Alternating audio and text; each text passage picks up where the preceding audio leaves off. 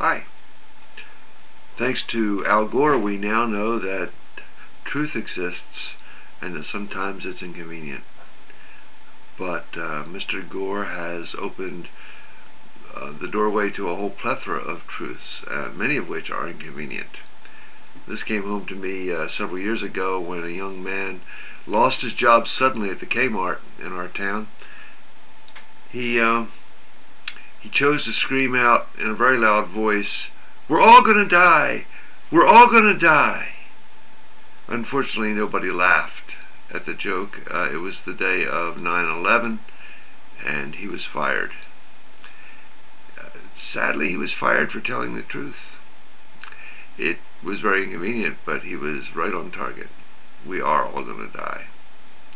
This came home for me in a very special way about 13 years ago when my wife gritted her teeth at me one early morning as I was leaving for work, and she said, "If you don't slow down, Buster, you're gonna have a heart attack. And if you have a heart attack, I'm really gonna be ticked." Well, she turned out to be a prophet. 2 days later, I did have a heart attack, and she wasn't kidding. She really was ticked. As I was in the emergency room, having the doctors and nurses fuss over me trying to save my life, it dawned on me that I might not make it through the night, and I realized that mortality is very inconvenient. The problem is that unless a miracle happens, the chances are it's going to happen to every one of us, you and me included.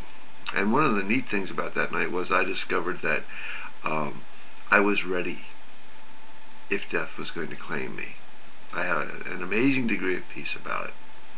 So I'm curious about you, knowing that death will come to us all, and that we don't usually have the opportunity to choose when or where or how. How's that going for you? How are you ready to deal with that? And if you're not ready at this point, what are you going to do about it? Well, until the next Inconvenient Truth, I want to encourage you to stay cool. Bye for now.